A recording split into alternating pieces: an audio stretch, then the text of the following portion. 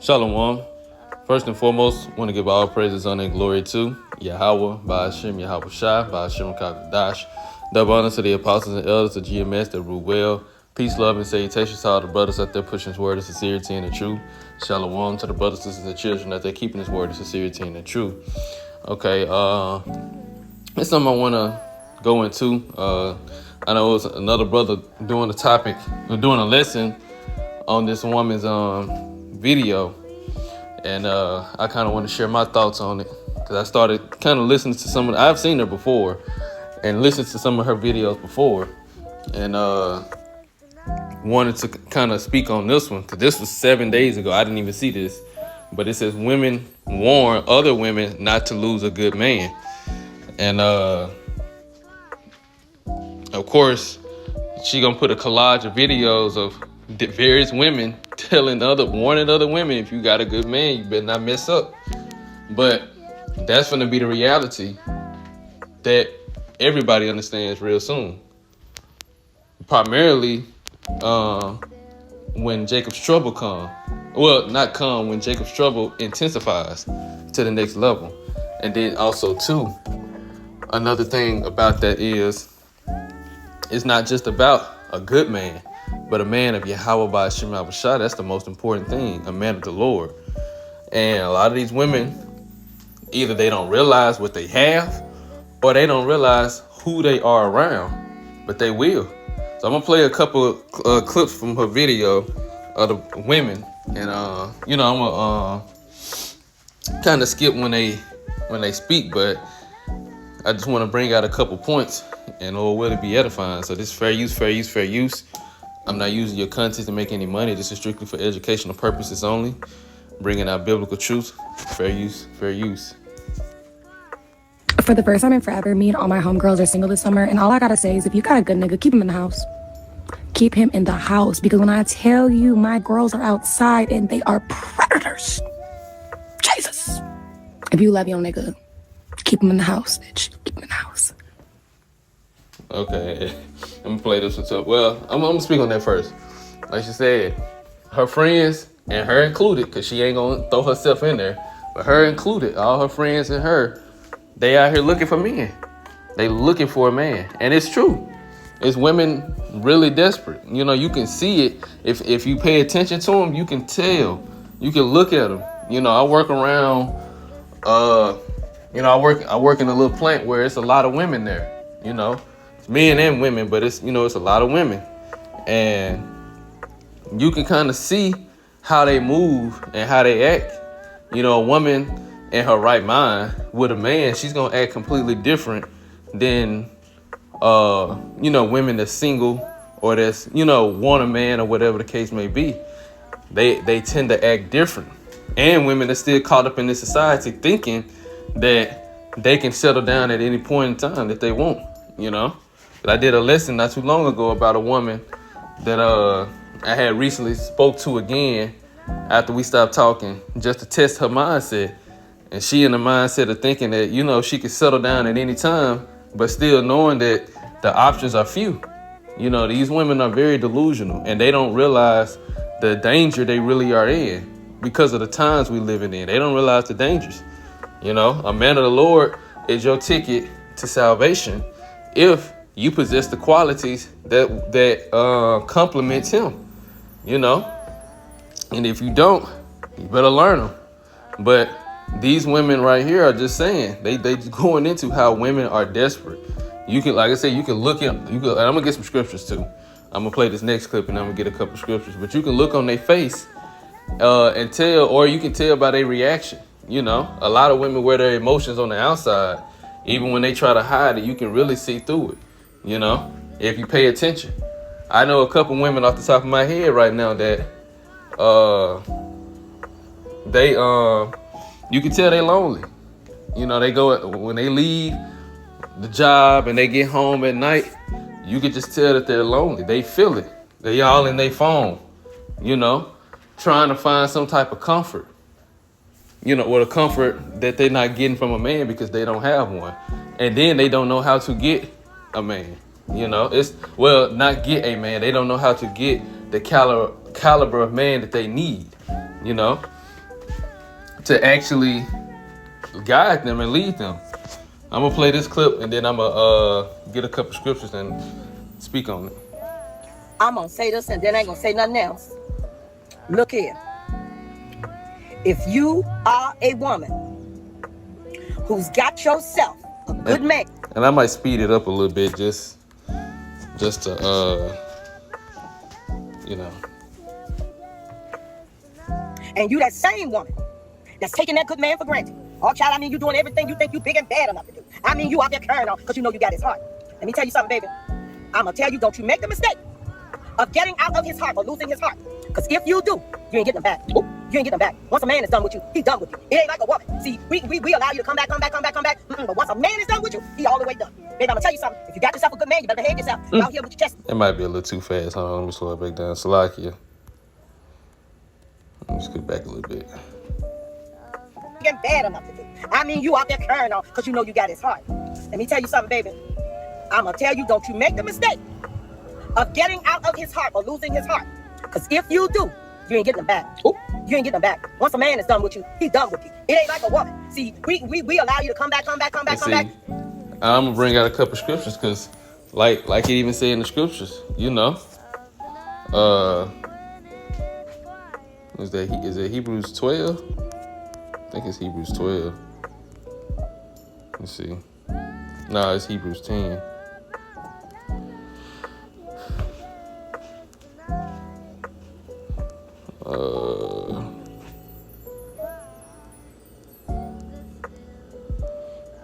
Because the dynamic between us and the Heavenly Father is the same, you know, us as in men and women, and how it is with our Heavenly Father and Yahweh Shah. Let me see. Okay, here it is. This I'm gonna start at verse 23 or 22. I'm gonna read it in the AMP.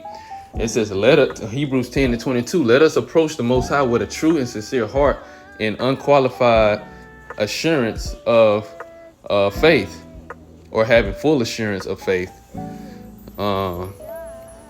having our hearts sprinkled clean from an evil conscience and our bodies washed with pure water.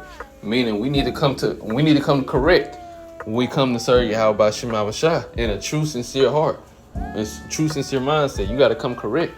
The same dynamic between us and the Heavenly Father is the same dynamic between a man and a woman.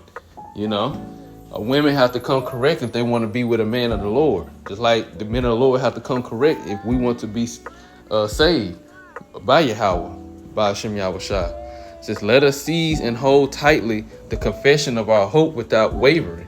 For he who promised is reliable and trustworthy and faithful to his word. And that's the same way a woman has to be to her man. She got to believe him no matter what. You got to believe, because we finna be in life or death situation. So you got to believe your man no matter what, even if it's going to cost you your life. That's how faithful you have to be to your husband, to your man. You know, how faithful a woman has to be to her husband, you know, because we understand that we putting our lives on the line and we can very well lose our life. You got to be willing to do whatever that man says, no matter what. Just like we have to be willing to do whatever Yahweh B'Shem Avashah tell us to do, no matter what, without doubting, without questioning him. It says, and let us consider thoughtfully how we may encourage one another to love and to do good deeds, not forsaking our meeting together as believers for worship and instruction, as is the habit of some, but encouraging one another, and all the more faithfully as you see the day of Yahweh Shah's return approaching. Now, verse 26, just the point. For if we go on willfully and deliberately sinning after receiving the knowledge of the truth, there no longer remains a sacrifice to atone for our sins. That is no further offering to anticipate. So if we continue on in the way of the world, even after coming into this truth, and you rejecting Yahweh B'Shem Avashah, you ain't even trying, you ain't trying to do it. The Lord said there ain't gonna be no more sacrifice. You have you basically forfeited your opportunity to be saved.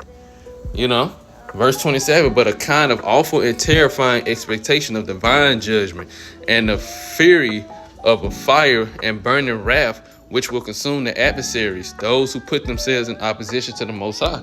So the Lord said, look, if you don't want to accept my way of doing things and how I tell you to be, then you can expect judgment. And it's the same way for a man with his woman. If she's not going in the way that he tells her to do, he's gonna kick her away. Let me get that.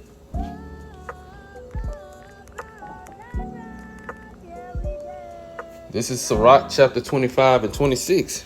Starting at 25. 25 and 25. Give the water no passage, neither a wicked woman liberty to gad abroad. If she go not as thou wouldest have her, cut her off from thy flesh and give her a bill of divorce and let her go. And I'm going to get into GNT as well, because this is advice on how to deal with wicked women. Sirach 25, starting at 25. Don't let a bad wife have her way, any more than you will allow water to leak from your cistern. If she will not do as you tell her, divorce her. So it's plain and simple. Just like the Lord said, look, if you don't want to serve me and do what I tell you to do, and have the proper mindset that comes with that, then expect judgment. I'm not going to protect you. Verse 28. Anyone who has ignored and set aside the law of Moses is put to death without mercy on the testimony of 2 or 3 witnesses.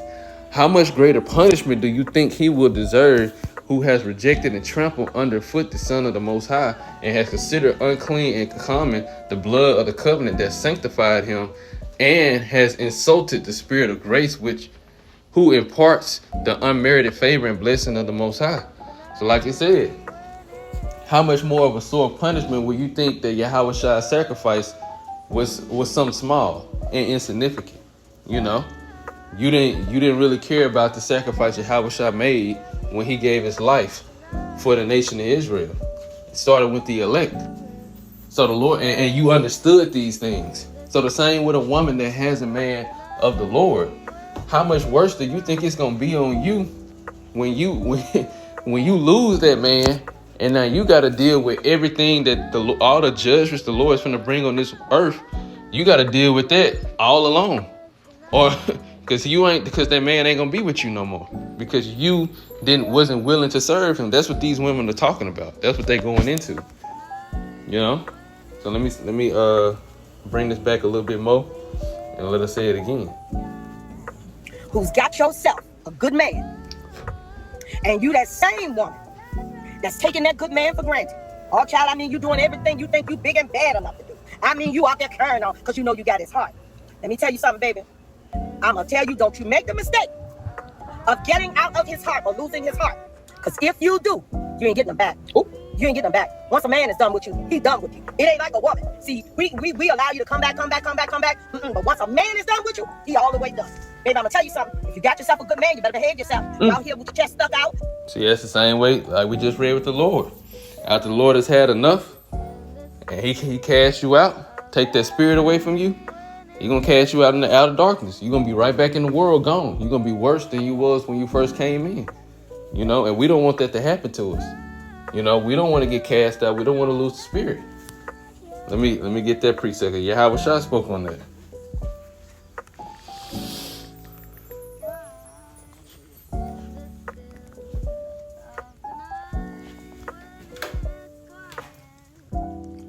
This is Matthew chapter 24.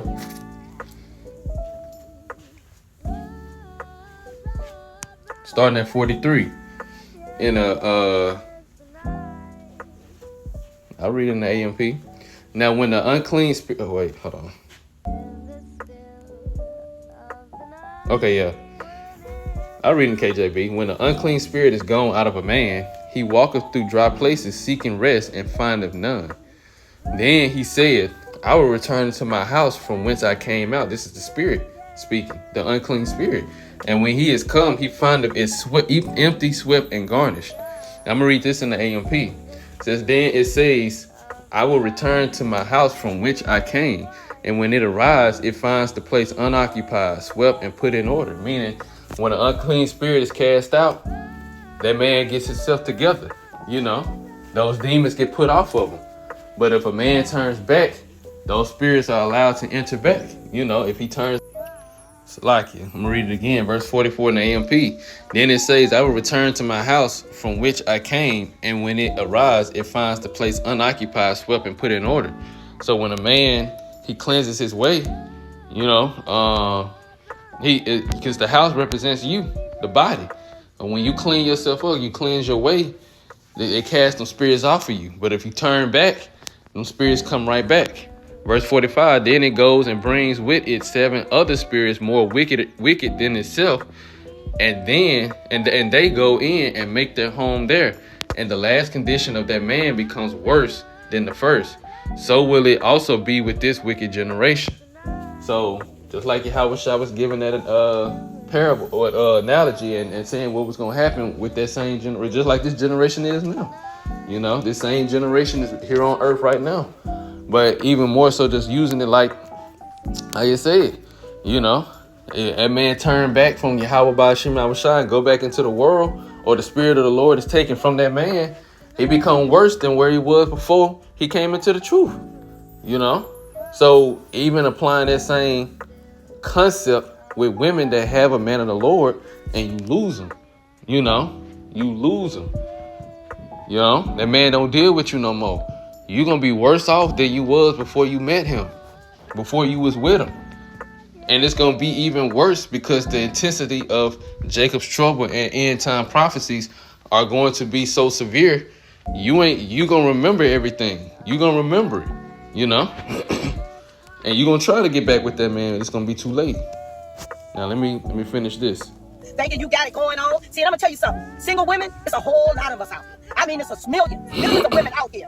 Just got it going on. Got their own car, got their own homes, look good, smell good, work hard, do all the things they need to do. Honey, they got it going on. You hear me? Let me tell you something. We don't like y'all. Ooh, we don't like women who got good men and don't know how to treat them right and take them for granted. We don't like y'all. See, because it's almost to us like wasting food, wasting a real good meal. See, that's what it's like to us. And let me tell you something. It's a problem.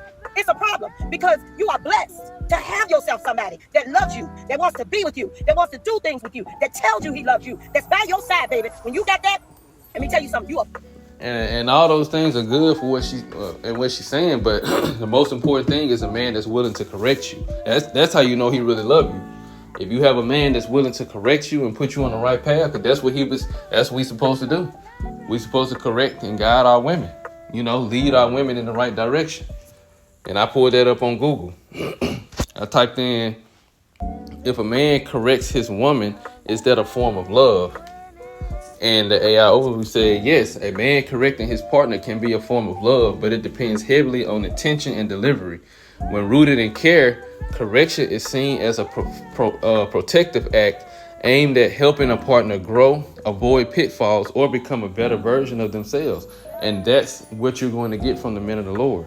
That's literally what you're going to get from the men of the Lord, because that's what we were designed to do, to guide and lead women. That's why you was told. That's another reason why you were told to be submissive, because a man of Yahweh Ba'ashim Awashai is going to, like I said, help you grow by helping you avoid pitfalls and helping you avoid problems unnecessarily, because women will fall into problems that men can easily avoid.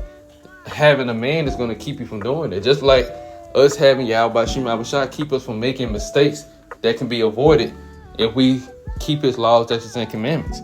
And then it said, or become a better version of yourself. That's what men help women do, to become a greater version of yourself. Just like the Lord helps us become greater versions of ourselves. It says, however, it crosses into control or abuse if it becomes habitual, demeaning, or designed to diminish confidence, which we don't tear down our women. We don't break down our women wickedly or nothing like that. Like that ain't what we do. It says encourages when it's considered love, encourages growth. It is meant to support personal growth rather than tear down, focusing on behavior, speech, or actions that could be improved. Protection. The intention is to check or guide a partner away from chaos, danger, or actions that could harm their future. Accountability. It shows investment in a relationship rather than indifference by stepping in to offer guidance, often described as a form of nurturing or leadership and mutual respect. Healthy correction is done with humility, patience, and care, prioritizing the partner's best interest rather than selfishness. Now, is this not all the things that Yahweh Ba'ashim Abishai is doing for the nation of Israel? Encouraging growth, protection, accountability, and mutual respect? Is this not what he... Let me get it. This is Deuteronomy chapter 7. Is it 7? Yeah. Deuteronomy chapter 7, starting at verse 6. It says, "For thou art a holy people unto the Most High, Yahweh Ba'ashim Abishai thy God. The Lord thy God hath chosen thee to be a special people unto himself above all people that are upon the face of the earth. The Lord did not set his love..." Wait, is this it? I'm going to keep reading, but this is not it. "The Lord did not set his love upon you, nor choose you because you were more in number than any people, for you were the fewest of all people, but because the Lord loved you." See, the Lord loved you, and because he would keep the oath which he has sworn unto your fathers, hath the Lord brought you out with a mighty hand and redeemed you out of the house of bondage or bondmen from the hand of Pharaoh, king of Egypt. Now, it just said we are a special people and the Lord loved us, and he's keeping his promise that he made to our forefathers. Now let's get Deuteronomy chapter 4, starting at verse 5. "Behold, I have taught you statutes and judgments, even as the Lord my God commanded me, that ye should do so in the land whither ye go to possess it. Keep therefore and do them, for this is your wisdom in the sight of the nations, which shall hear all these statutes and say, surely this great nation is a wise and understanding people." See, all these other nations were supposed to see what the Lord has done for us and given it to us, and they were gonna be like, man, we need to follow them. We need to be like them. We need to be like them. They got it. They have structure and order. They have stability. They have the keys to understanding life. We need to be like them. And this is what the Lord is setting up on earth. You know, with the elect rising to power, these other nations are going to be forced into keeping all laws, statutes, and commandments. But they're going to say this. They are going to say this. They're going to come to this reality or this realization that we are the people to follow. Verse 7, "For what nation is so great who have the Most High so nigh to them as the Lord our God is in all things that we call upon him for? And what nation is there so great that have statutes and judgments so righteous as all the law which I set before you this day?" So the Lord is saying, Moses saying, but it's the Spirit of the Lord on them. Like, what other nation can claim that they God is doing what I'm doing for you? And what the Lord has done for us encourages, again, growth, protection, accountability, and mutual respect, among other many things. So if that same dynamic is with the Heavenly Father and his people, how much more for a man to correct his woman in the right direction? That shows you that he truly loves you. He wants the best for you. And the Lord don't deal other people like that woman said. It's millions. She says millions, but millions of single women wishing they had a man, wishing that they had a man, and a good man, not even just any man. What is that? Psalms 147. Psalms 147, verse 19 to 20. "He showeth his word unto Jacob, his statutes and judgments unto Israel. He hath not dealt so with any nation. And as for his judgments, they have not known him. Praise ye the Lord." I'm reading verse 20 in the AMP. It says, "He has not dealt this way with any other nation. They have not known, understood, appreciated, heeded, or cherished his ordinances. Praise the Lord, Yahweh Ba'ashim Yahushua." So, right. No other nation can say that the Lord has done for us, done for them what he has done for us. They haven't. Just like these other women, they wishing that they had what you got. If you got a good man, if you got a man of the Lord, they wishing they had what you have. They might not call it a man of the Lord, they call it a good man, but at the end of the day, the man of the Lord is what you really want.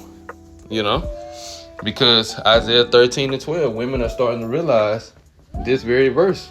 I will make a man more precious than fine gold, in a man than the golden wedge of Ophir. This is directly talking about the man of the Lord. Women are starting to realize, like I said, they call it a good man right now. But the men of Yahweh Ba'ashim Yahushua are the embodiment of this verse. And women are starting to desire this. You know, that's what they want. So, especially for women that have it already, why would you want to take someone like that for granted? That's what Isaiah 4:1 is going to come in. I'm going to play a little bit more and then I'll close it out. Blessed. Don't you take that for granted. To be with you, that wants to do things with you, that tells you it's a problem. It's a problem because you are blessed. See, because it's almost to us like wasting food. Wasting a...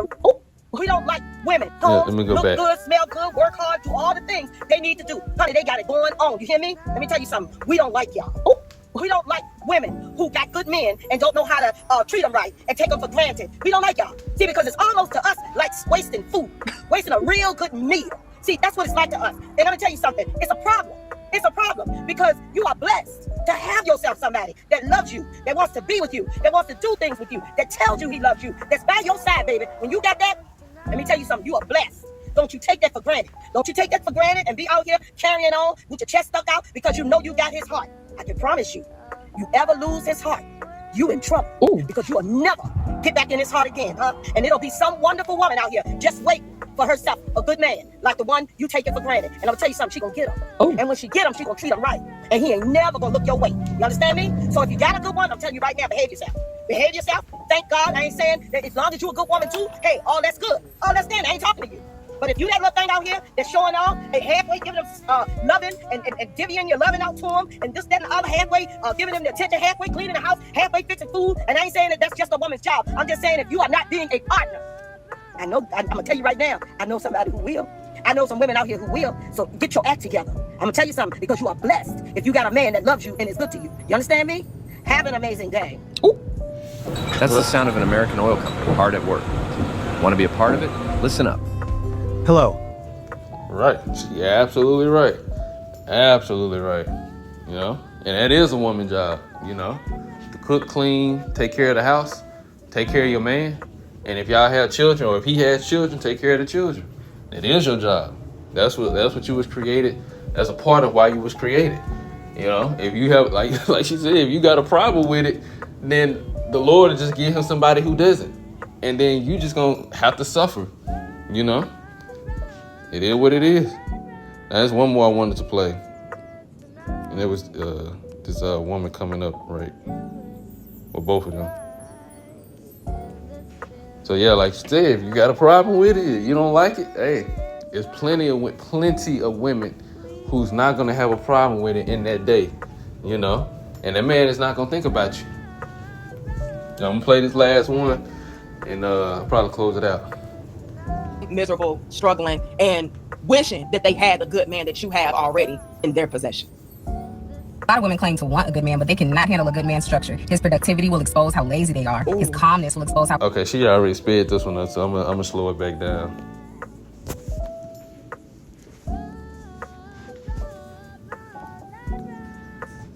Slow. Oh, not that. This slow. About right here. In their possession.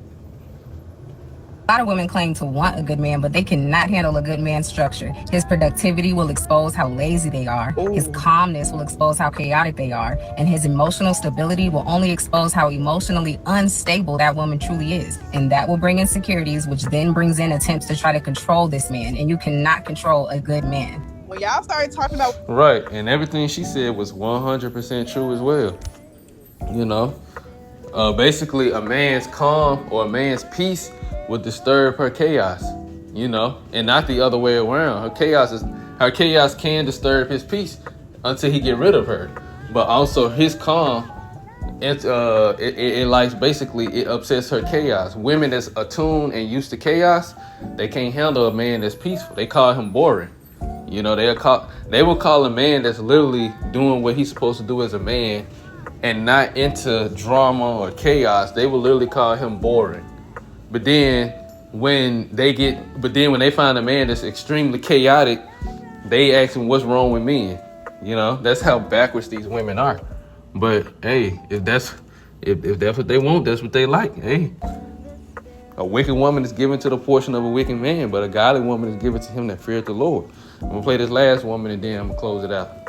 They are, and his emotional stability will only expose how emotionally unstable that woman truly is, and that will bring insecurities, which then brings in attempts to try to control this man, and you cannot control a good man. When y'all started talking about what y'all won't do for y'all man, I say quiet. Because I'm not built like that. I'm down to do whatever for mine, okay? If he's my man, I'm gonna make sure he's good, he's supported, he's appreciated, and he knows that I'm in his corner, and that's period. Some of y'all talk like liking your partner is embarrassing. Like doing for your man makes you weak, like showing effort is pick-me behavior. No, it's called being grown. If I care about you, I'm gonna act like it. If you pour into me, I'm pouring right back. If you're doing your part, I'm gonna match that energy every time. I don't have to play hard to love in my own relationship. Right. I don't have to be distant to keep the upper hand. I don't have to act cold just to prove a point. It is completely okay to like your partner, to love them out loud, to show up for them, to make sure they are straight, to treat them right because they treat you right. And I'm not ashamed of that at all. Like, I'm not doing bare minimum for a man who's doing the maximum for me. I'm doing my part. Proudly. Y'all can have the I don't do this, I don't do that conversations, and I'll be over here keeping my relationship solid. Oh, she ate. Yeah. Like I said, I didn't look to see if it was any other women speaking, but I don't know. It might. Let me see. Let's believe they have their eyes on your man. They have their eyes on you. They're waiting for you to slip up.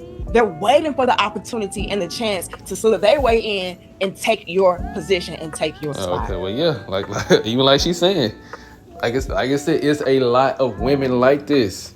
It's a lot of women like this. Like I said, I see it at work. You know, I just, I be in my own world. Well, not in my own world. I be like just, basically keeping myself composed. I'm not with the chaos. A lot of women don't, and that's true. A lot of men that's emotionally stable and he's calm and at peace. A lot of women they be afraid to even approach you because they don't know how to handle that. They don't know how to handle it. They don't know how to approach you. They watch from a distance. They observe from a distance because they don't know how to really handle a man like that. They're not used to men like that, and they're not used to a man not approaching them either. Especially a man that's well composed. They're not used to you not approaching and you not trying to really talk to him. You might speak, if you pass by him or whatever the case may be, and you show yourself masculine. They don't know how to handle it. A lot of women just watch from a distance, but you can tell, you can look at them and see, and they don't even know. A lot of people not even self-aware of their own self, how they body reacts when you come around, and a lot of things it be unconscious. They're not aware, but when you're aware of these things and how women react, you start to see it. But that these women, they be wanting you to approach them. They be wanting you to talk to them. They be wanting these things, but they don't know how to handle it. A lot of women are not ready or mentally, emotionally, or, even some physically ready to handle a man of the Lord. But these women are desperate, and you can see it. So, Lord will, this was an edifying lesson. On that note, I want to give all praises, honor, and glory to Yahweh, Ba'ashim, Yahweh Shai, Ba'ashim, Rakapadash. Double honor to the apostles and elders of GMS that rule well. Peace, love, and salutations to all the brothers out there pushing his word, sincerity, and the truth. Shalom to the brothers, sisters, and children out there keeping his word, sincerity, and the truth. Until next time, shalom.